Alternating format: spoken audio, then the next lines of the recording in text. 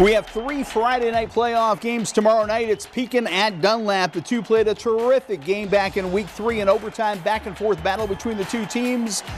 Both teams know the key to this game is who can get the running game going, who can win the battle up front between the Eagles and Dragons.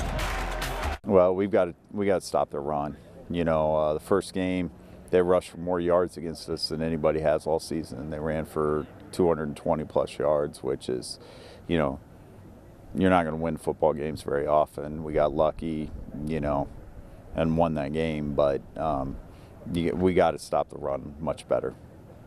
Indeed, whoever runs the ball better will probably make a run into the second round of the Class 6A playoffs. Now to Class 5A, Washington in Class 5A for the first time in 8 years. They'll host Normal U-High in a Friday night game. The Panthers are feeling good because this Washington team is a lot like the Washington teams that have made long playoff runs.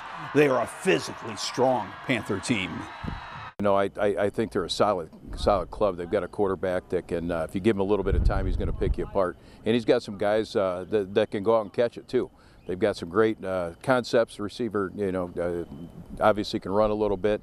And then on defense, obviously some pressure packages that they send. So, yeah, we're going to have our hands full. Also in Class 5A, the Morton Potters are home Saturday afternoon. They're taking on Thornton Fractional North out of the Chicago suburbs. That'll be a 2 p.m. game for a Potter team coming off a loss to Washington, but a team that is playing well and getting healthy. In Class 4A, Metamora's goal this year was to get a home game, and Nick Dolinsky and his Redbirds will be home at Malone Field Saturday at 1:30. They'll take on Chicago's South Shore as the Redbirds try to make a run in Class 4A.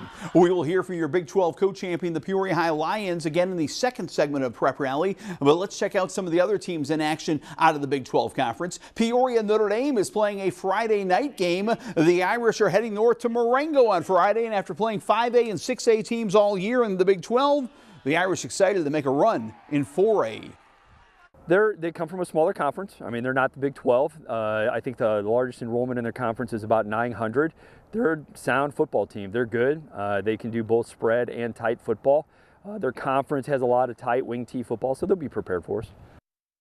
The Normal Community Ironmen earned a share of the Big 12 title. They are battling some serious injuries as they get ready to travel to the Chicago suburbs to take on Carmel. They've played some great games in the suburbs the past couple playoff years. This one is Saturday at 1. In Class 6A, Normal West gets a home game. The Wildcats are 7-2, including a big win over Peoria High that kind of ignited their second half season.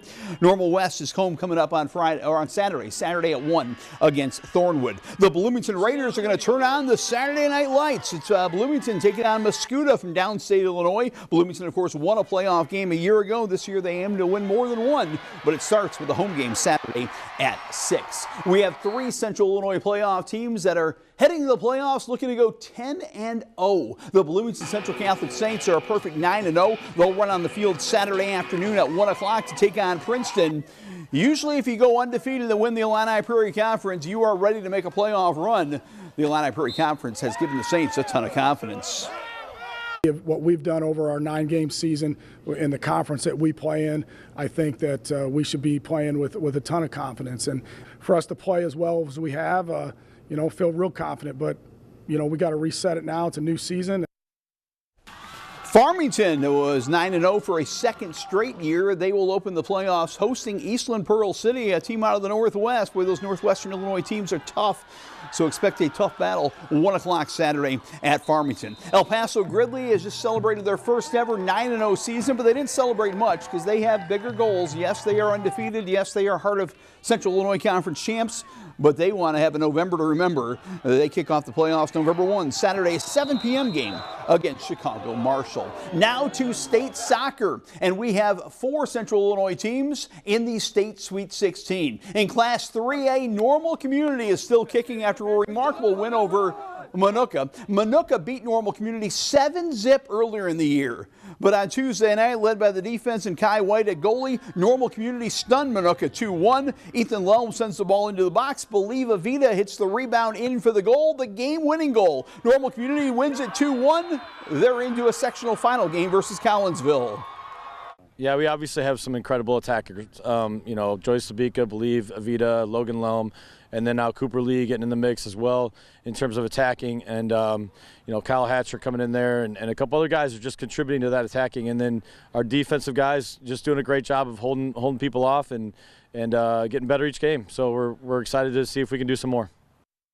In Class 2A, the Dunlap Eagles needed overtime and penalty kicks to advance over Kankakee, but with guys like Jackson Orris scoring goals and Joseph Hyard denying goals, Dunlap feels pretty good as they get ready to play Rock Island. The Eagles are excited to just be playing together some more.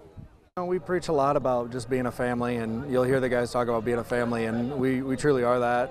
Having my son on the team really brings that full circle, and just the enjoyment that we have together. These guys are hanging out, not just on the field, but they're hanging out outside of school as well. So. Also in Class 2A, they went pink for the sectional. The Washington Panthers showing off their new pink hairdos before their most impressive win over Urbana. John Clift right here setting up Finn McGreevy for a beautiful goal. Washington had 4 different goal scorers score and a 4-zip win. They're on to the sectional final. Washington will now play Normal West in the sectional championship game. West with a goal here from JJ John Jasker to Bryson Edwards. Normal West and Washington, 11 in the morning Saturday at Washington.